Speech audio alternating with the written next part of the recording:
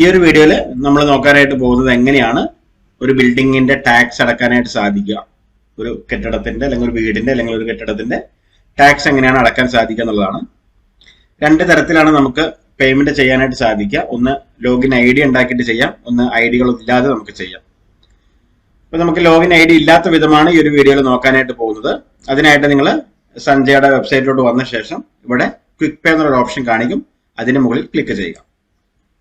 ആദ്യം തന്നെ ജില്ല സെലക്ട് ചെയ്ത് കൊടുക്കുക. ഇവിടെ നമ്മൾ ഈ പറയുന്ന കോളങ്ങൾ നമ്മൾ പൂരിപ്പിക്കുകയാണ് ചെയ്യേണ്ടത്. ആദ്യം ജില്ല, അതിനുശേഷം ലോക്കൽ ബോഡി ഏത് തരത്തിലുള്ളതാണ്, ഗ്രാമപഞ്ചായത്താണ് ഗ്രാമപഞ്ചായത്ത്. അതിനുശേഷം ഇവിടെ ചൂസ് ലോക്കൽ ബോഡി നെയിം എന്നുള്ള ഭാഗത്ത് ആ ഒരു ലോക്കൽ ബോഡിയുടെ പേര് ടൈപ്പ് ചെയ്ത് കൊടുക്കുക. വാർഡ് ഇയർ എന്നുള്ള ഭാഗത്ത് 2013 സെലക്ട് ചെയ്യുക. ചിലപ്പോൾ അതിനുശേഷം ഉള്ളത് നിങ്ങളുടെ ലിസ്റ്റിൽ കാണിക്കും. ഏതാണ് ലേറ്റസ്റ്റ് ആയിട്ടുള്ളത് അത് സെലക്ട് ചെയ്ത് വാർഡ് നമ്പർ എന്നുള്ള ഭാഗത്ത് വാർഡിന്റെ നമ്പർ കൊടുക്കുക. ഡോർ നമ്പർ എന്നുള്ള ഭാഗത്ത് വീട്ടു നമ്പർ അല്ലെങ്കിൽ കെട്ടിട നമ്പർ കൊടുക്കുക. സബ് ഡിവിഷൻ നമ്പർ എന്നുള്ള ഭാഗത്ത് അത് മാൻഡേറ്ററി ഫീൽഡ് അല്ല. ചില ആളുകളുടെ വീട്ടു നമ്പർ 295 ABC അങ്ങനെയൊക്കെ ഉണ്ടാവും. അങ്ങനെ വരികയാണെങ്കിൽ മാത്രമേ നമ്മളവിടെ കൊടുക്കേണ്ട ആവശ്യമുള്ളൂ. ഇല്ലാന്നുണ്ടെങ്കിൽ ആ ഒരു കോളം സ്കിപ്പ് ചെയ്ത് സെർച്ച് എന്നുള്ള ഭാഗത്ത് ക്ലിക്ക് ചെയ്യുക. ഇപ്പൊ നമുക്ക് ആ ഒരു ബിൽഡിങ്ങിന്റെ ഉടമയുടെ പേര്, ഡീറ്റെയിൽസ് കാര്യങ്ങളൊക്കെ അവിടെ കാണിച്ചിട്ടുണ്ടാവും. ഇവിടെ 2023-24 സെക്കൻഡ് ഹാഫ് ഉണ്ടാവും, അല്ലെങ്കിൽ ഫസ്റ്റ് ഹാഫ് നിങ്ങൾക്ക് വേണമെങ്കിൽ ഫസ്റ്റ് ഹാഫ് ഇവിടെ കാണിച്ചിട്ടുണ്ടാവും. നമുക്കിപ്പോ നിലവിൽ സെക്കൻഡ് ഹാഫിന്റെ പീരീഡ് ആയതുകൊണ്ട് തന്നെ സെക്കൻഡ് ഹാഫ് കൂടി നമ്മൾ അടക്കേണ്ടി വരും. ഇനി താഴേക്ക് വരിക.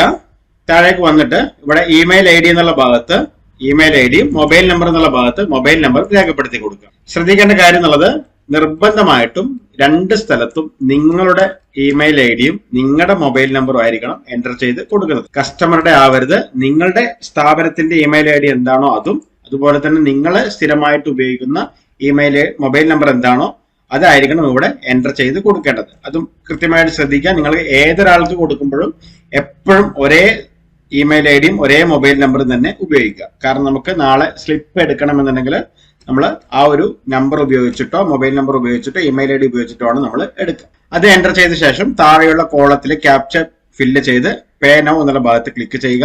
ഇവിടെ നമ്മൾ പേയ്മെന്റ് ഗേറ്റ്വേ എന്നുള്ള ഭാഗത്ത് സൗത്ത് ഇന്ത്യൻ ബാങ്ക് സെലക്ട് ചെയ്ത് പേ നൗ എന്നുള്ള ഭാഗത്ത് ക്ലിക്ക് ചെയ്യും. ഇവിടെ നമുക്ക് UPI കാർഡ്, നെറ്റ് ബാങ്കിങ് സൗകര്യങ്ങളുണ്ട്. UPI ആണെങ്കിൽ UPI കൊടുക്കാം. പിന്നെ നിങ്ങൾക്ക് കാർഡാണ് ഉപയോഗിക്കുന്നത് കാർഡ് കൊടുക്കാം. ഞാനിപ്പോ UPI ഉപയോഗിക്കുന്നു. UPI സെലക്ട് ചെയ്ത് ഇവിടെ പേ വഴി QR കോഡ്, പേ വഴി VPay ഉണ്ട്.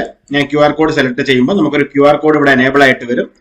നമ്മുടെ ഏതെങ്കിലും ഒരു ആപ്പ് ഉപയോഗിച്ചിട്ട് UPI ആപ്പ് ഉപയോഗിച്ചിട്ട് ഈ ഒരു QR കോഡ് ഒന്ന് സ്കാൻ ചെയ്ത് കൊടുക്കുക. അല്പസമയം നിങ്ങളൊന്ന് വെയിറ്റ് ചെയ്യുക. ഓട്ടോമാറ്റിക് ആയിട്ട് ഇതിന് റീഡയറക്ട് ആവുന്നതാണ്.